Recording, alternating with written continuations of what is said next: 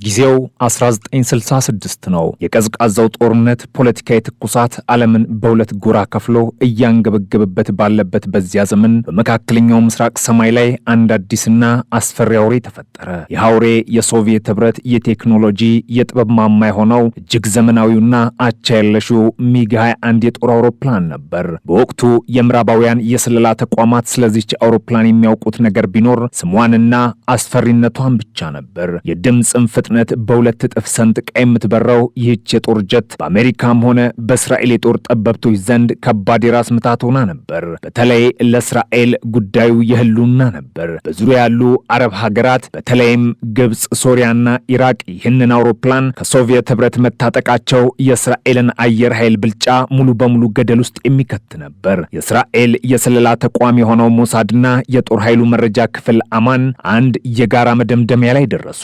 በሚቀጥለው ጦርነት እስራኤል በህይወት እንድትቆይ ከተፈለገ የሚግ 21 ሚስጥር ማወቅ አለባቸው። ድክመቷን፣ የራዳር አቅሟን፣ የማምለጫ ፍጥነቷንና የትጥቅ አወቃቀሯን በተግባር ማጥናት ግድ ነበር። ነገር ግን ይህንን ለማድረግ አውሮፕላኗን ሰማይ ላይ መጥቶ በመጣል ስብርባሪዋን መሰብሰብ በቂ አልነበረም። ሙሉ በሙሉ ጤነኛ የሆነች ሞተሯ የሚሰራና ምንም ያልጎደለባት አንዲት ሚግ 21 አውሮፕላን ከየትም ይሁን ከየት ማምጣት ነበረባቸው። የእስራኤሉ አየር ኃይል አዛዥ የነበረው ኢዘር ዌይዝማን ለሞሳዱ ዳይሬክተር ሜር አሚት አንድ የማይመስልና እብደት ያዘለ ጥያቄ አቀረበለት። አንዲት ሚግ 21 አውሮፕላን ስረቅና አምጣልኝ የሚል። አንድን መኪና ወይም ሚስጥራዊ ሰነድ መስረቅ ይቻል ይሆናል። ነገር ግን በከፍተኛ ወታደራዊ ካምፕ ውስጥ በሺዎች በሚቆጠሩ ወታደሮች የምትጠበቅን ግዙፍና ድምጿ ምድርን የምታንቀጠቅጥ የጦር አውሮፕላን እንዴት መስረቅ ይቻላል? ሜር አሚት አንድ መፍትሄ ብቻ እንዳለ ተገነዘበ። አውሮፕላኗን ከካምፕ ሰብሮ መግባት አይቻልም።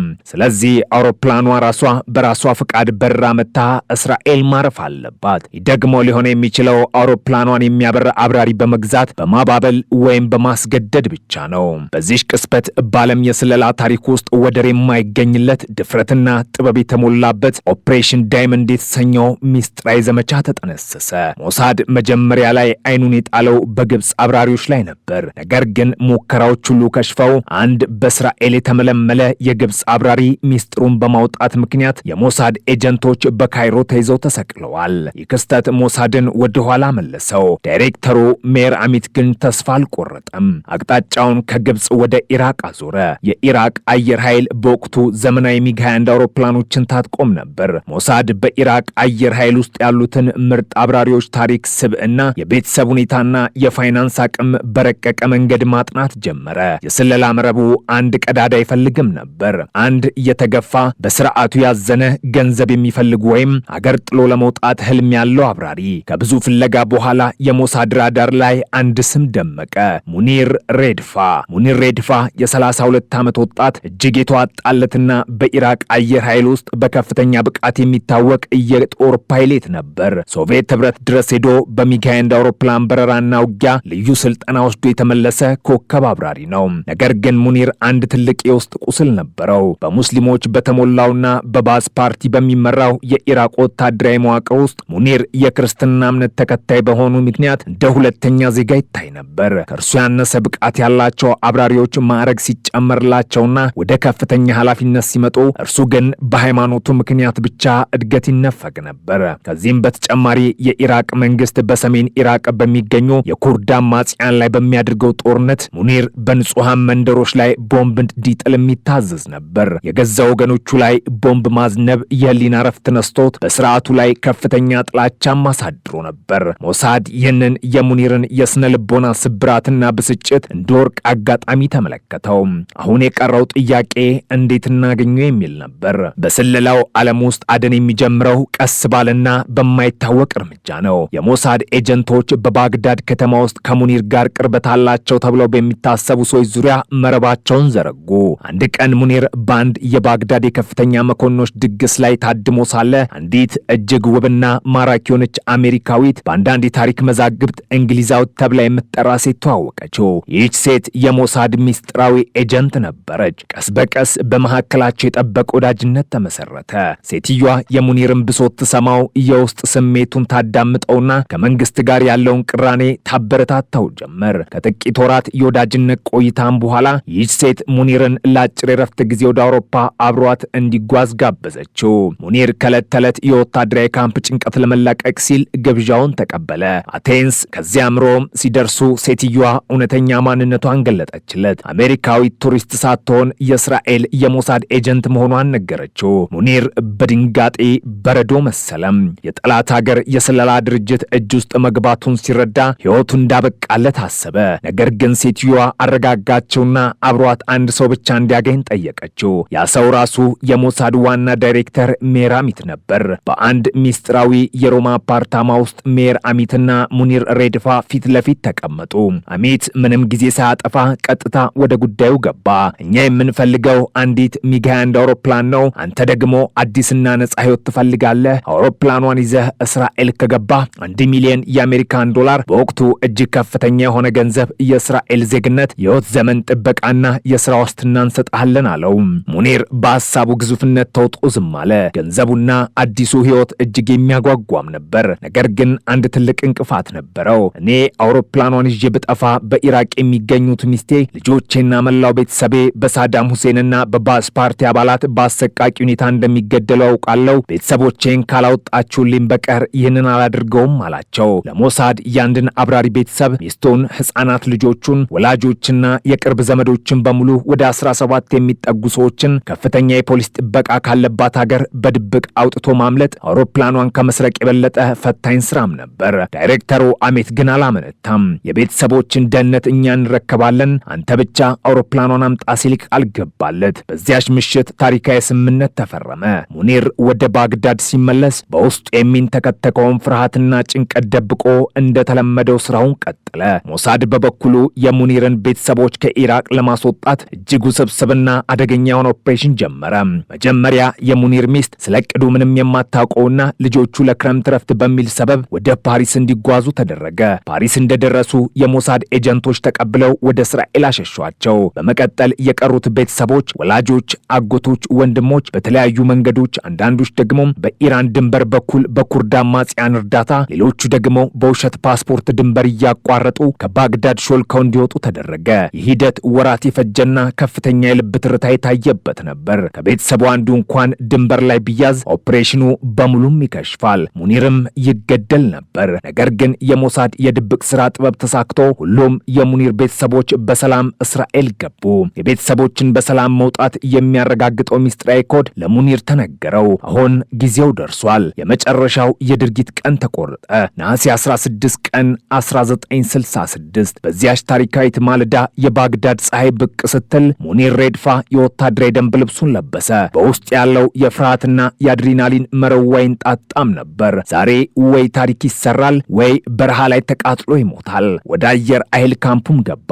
የዕለቱ የስልጠና በረራ ፕሮግራም ላይ ስሙ ሰፍሯል። ወደ ማኮብኮቢያው ሲራመድ የጄት ነዳጅ ሽታ አየሩን ሞልቶታል። ጥቁር ቀለም የተቀባቸው ሹል አፍንጫ ያላት፣ ጅራቷ ላይ የኢራቅ አየር ኃይል አርማ የታተመባትና በሙሉ ትጥቅ የተዘጋጀችው ሚግ 21 አውሮፕላን የጅራት ቁጥሯ 534 በኩራት ቆማለች። ሙኒር የብረት መሰላሉን ተረማምዶ ወደ ጠባብ የአብራሪ ክፍል ገባ። የደህንነት ቀበቶውን አሰረ። ሄልሜቱን አጠለቀ። የሞተሩን ማስነሻ ቁልፎች ሲጫን ሚግ 21 እንደነቃ አውሬ በከፍተኛ ድምፅ አጓራች። ከመቆጣጠሪያ ማማው የፈቃድ ትዕዛዝ ተሰጠው። አውሮፕላኗን ማኮብኮቢያውን እየሰነጠቀች በመሮጥ ወደ ላይ ተንስፈነጠረች። በቅዱ መሰረት መጀመሪያ ወደ ምስራቅ አቅጣጫ ወደ ባግዳድ ከተማ በመብረር የተለመደውን የልምምድ በረራ አስመሰለ። ከእርሱ ጋር ሌሎች የኢራቅ አውሮፕላኖችም አብረው ይበሩ ነበር። ከጥቂት ደቂቃዎች በኋላ ግን ሙኒር ያልተጠበቀ እርምጃ ወሰደ። አውሮፕላኗን በድንገትና በከፍተኛ ፍጥነት ወደ ምዕራብ አቅጣጫ ዞራት። ክብደቷን ለማቅለልና ፍጥነቷን ለመጨመር በክንፎቿ ስር ተንጠልጥሎ የነበሩትን ተጨማሪ የነዳጅ ታንከሮች አላቆ በበረሃው ላይ ጣላቸው። የመቆጣጠሪያ ማማው ራዳር ላይ የሙኒር አውሮፕላን አቅጣጫዋን ስትቀይር ወዲያውኑ ታየች። የኢራቅ አየር ኃይል አዛዦች በድንጋጤ ተዋጡ። በሬዲዮ ጠሩት። ሙኒር አቅጣጫ ስተሃል፣ ወዲያውኑ ተመለስ አሉት። ሙኒር ግን የሬዲዮ ግንኙነትን ሙሉ በሙሉ አቋረጠ። በዚህ ጊዜ ኢራቂያኑ ሙኒር እየከዳቸው መሆኑን ተረዱ። ወዲያውኑ የአስቸኳይ ጊዜ አዋጅ ታወጀ። መሬት ላይ የነበሩ ተዋጊ ጀቶች ሙኒርን አሳደው እንዲመቱ በአስቸኳይ ተነሱ። ሙኒር አሁን የሞት ሽረት ሩጫ ላይ ነው። የራዳር እይታ ለማምለጥ አውሮፕላኑ ወደ መሬት ዝቅ አድርጎ አሸዋማውን በረሃ የላሰ መብረር ጀመረ። ፍጥነቱን ከፍ አድርገው የጆርዳንን ሰማይ አቋርጦ ማለፍ ነበረበት። ከኋላው የኢራቅ አውሮፕላኖች አውሮፕላኖች እየተከታተሉት ነው። በሰዓት ከ2000 ኪሎ ሜትር በላይ በሆነ ፍጥነት ሰማዩን እየቀደደ ይበራል። በየሴኮንድ የሚያልቀው የነዳጅ መጠን ላቡን በግንባሩ ላይ አዝረበረበው። እስራኤል ድንበር ከመድረሱ በፊት ነዳጁ ቢያልቅበት በጠላት ሀገር መሃል ወድቆ የከፋ ስቃይ ጠብቀዋል። በእስራኤል በኩል ደግሞ የሞሳድና የአየር ኃይሉ ከፍተኛ አዛዦች መቆጣጠሪያ ክፍል ውስጥ ሆነው ትንፋሻቸውን ውጠው ራዳሩን ይመለከታሉ። የሙኒር በረራ በትንሹም ቢዘገይ ወይም አቅጣጫውን ቢስት አሊያም የኢራቅ ጀቶች ደርሰውበት ቢመቱት የዓመታት ድካማቸው ውሃ ይበለዋል። የሙኒር ሚግ 21 የጆርዳንን ድንበር አቋርጣ ወደ ሙት ባህር ተጠጋች። ይህ የእስራኤል አየር ክልል መግቢያ ነው። ድንገት በራዳሩ ላይ ሌሎች አውሮፕላኖች ታዩ። ሙኒር እጅግ በጣም ደነገጠ። ነገር ግን እነዚህ አውሮፕላኖች የጠላት አልነበሩም። የእስራኤል አየር ኃይል በቅድሚያ ያዘጋጃቸው በከፍተኛ ሚስጥር ሙኒርን ተቀብለው ለማጀብ የመጡ ሚራጅ 3 የጦር አውሮፕላኖች ነበሩ። ሚራጆቹ የሙኒርን ሚግ 21 በግራና በቀኝ አጀቧት። በሬዲዮ ላይ ሚስጥራዊ የመቀበያ ኮድ ተነገረ። ሙኒር እፎይታ ተነፈሰ። የእስራኤል አየር ኃይል አብራሪዎች ያችን ሌሊትና ቀን ሲፈሯትና ሲመኟት የነበረችውን ቀይ ኮከብ የታተመባትን የሶቪየት አውሬ ባይናቸው በቅርበት ሲያዋት ማመን አቃታቸው። በአጃቢዎቹ ታጅቦ ሙኒር ሬድፋ በደቡባዊ እስራኤል ወደሚገኘው ሃትዞር ሚስጥር የአየር ኃይል ማረፊያ ጣቢያ ቀና። የጄቱ ጎማዎች የእስራኤል መሬት ሲነኩ በማረፊያው ዙሪያ ተሰብስበው የነበሩት የሞሳድ አባላትና የጦር መኮንኖች በደስታ ጩኸት አየሩን አናወጡት። ሜር አሚት በፈገግታ ተሞላ። ታሪክ ተሰራ፣ የማይቻለው ተቻለ። የሶቪየት ህብረት የቁርጥ ቀን ሚስጥር ያለ አንዲት ጥይት ተዘረፈ። ሙኒር አውሮፕላኗን አቁሞ መተሩን ሲያጠፋም የረዥም ጊዜ የህይወት ውጥረቱ አብሮ የጠፋ መሰለው። ኮክፒቱን ከፍቶ ሲወርድ በእስራኤል የጦር አዛዦች ከፍተኛ አቀባበል ተደረገለት። ቤተሰቦቹ በሰላም እስራኤል እንደሚገኙ ሲነገረው በደስታ እንባ ተራጨም። የዚህ ኦፕሬሽን ዳይመንድ ክንውን ውጤት በዓለም የጦርና የስለላ ታሪክ ውስጥ እጅግ ግዙፍ የሆነ የመሬት መንቀጥቀጥ ፈጠረ። የሶቪየት ህብረት በመዋረዷና እጅግ ሚስጥራዊ የሆነው ቴክኖሎጂዋ በጠላት እጅ በመግባቱ ከፍተኛ ቁጣ ውስጥ ገባች። ለኢራቅ መንግስትም ታላቅ የውርደት ማቅ ሆነበት። እስራኤላውያን አውሮፕላኗን ቁራጭ በቁራጭ ፈተው አጠኗት። የሚግ 21ን ጥንካሬዎች ብቻ ሳይሆን እጅግ ወሳኝ የሆኑ ድክመቶቿንም አወቁ። አውሮፕላኗ በከፍተኛ ፍጥነት ስበር ከኋላና ከስር የሚያጠቃትን ጠላት ለማየት የሚያስችል የራዳርና የመስታወት እይታ ክፍተት እንዳለባት ተረዱ። ከጥቂት ወራት በኋላም እስራኤል አውሮፕላኗን ለአሜሪካ የስለላ ድርጅት በውሰት ሰጠች። አሜሪካውያንም በኔቫዳ በረሃ ውስጥ በሚስጥር አውሮፕላኗን እየበረሩ ጥናት በማድረግ በቪየትናም ጦርነት ላይ ሶቪየት ሰራሽ አውሮፕላኖችን እንዴት መጣል እንደሚችል ወሳኝ ስልት ቀየሱ። የኦፕሬሽን ዳይመንድ እውነተኛ ፍሬ ግን የታየው ከአንድ ዓመት በኋላ በ1967ቱ የ6 ቀን ጦርነት ላይ ነበር። የእስራኤል አየር ኃይል አብራሪዎች የጠላቶቻቸውን የሚግ 21 አውሮፕላን ባህሪ ፍጥነትና ድክመት የራሳቸው እስኪመስላቸው ድረስ አጥንተው ስለነበር ጦርነቱ በጀመረ በጥቂት ሰዓታት ውስጥ በመቶዎች የሚቆጠሩ የግብፅ የሶሪያና የኢራቅ ሚግ 21 አውሮፕላኖችን ሰማይ ላይ እንደ ቅጠል አረገፏቸው። አብዛኛዎቹንም መሬት ላይ እንዳሉ ደበደቧቸው። እስራኤል የጦርነት የበላይ ሆና እንድትወጣና የአየር ላይ ፍጹም የበላይነት እንድትቀዳጅ ትልቁ ሚና የተጫወተው ያች ሙኒር ሬድፋ ይዟት የጠፋችውና ሚስጥሯ የተገለጠ አውሮፕላን ነበረች። ሙኒር ሬድፋ የተገባለት ቃል ሁሉ ተፈጸመለት። $1 ሚሊዮን አዲስ መታወቂያና አስተማማኝ ጥበቃ ተሰጥቶት ከቤተሰቦቹ ጋር በእስራኤል መኖር ጀመረ። በኋላም የነዳጅ ማደያ ተከፍቶለት የንግድ ስራ ውስጥ ገባ። ስሙና ማንነቱን ቀይሮ ለበርካታ ዓመታት ከኖረ በኋላ በ1998 ዓ.ም በተፈጥሮ ሞት ከዚህ ዓለም በሞት ተለየ። እርሱ ይዟት የመጣችው ያቺ ታሪካዊት የሚግ 21 ቁጥር 534 የጦር አውሮፕላን ግን ዛሬም ድረስ በእስራኤል አየር ኃይል ሙዚየም ውስጥ የዓለምን የስለላ ታሪክ ከቀየሩት እጅግ አስደናቂ ክንውኖች ዋነኛ ማሳያ ሆና በመጎብኘት ላይ ትገኛለች። ኦፕሬሽን ዳይመንድ የስለላ ስራ ማለት መሳሪያ ማጋጨት ብቻ ሳይሆን የሰው ልጅ ስለ ልቦና መረዳት ጥበብና የማይቻለውን ነገር ለማሳካት የሚደረግ የድፍረት ጥግ መሆኑን በወርቅ ቀለም ጽፎ አልፏል።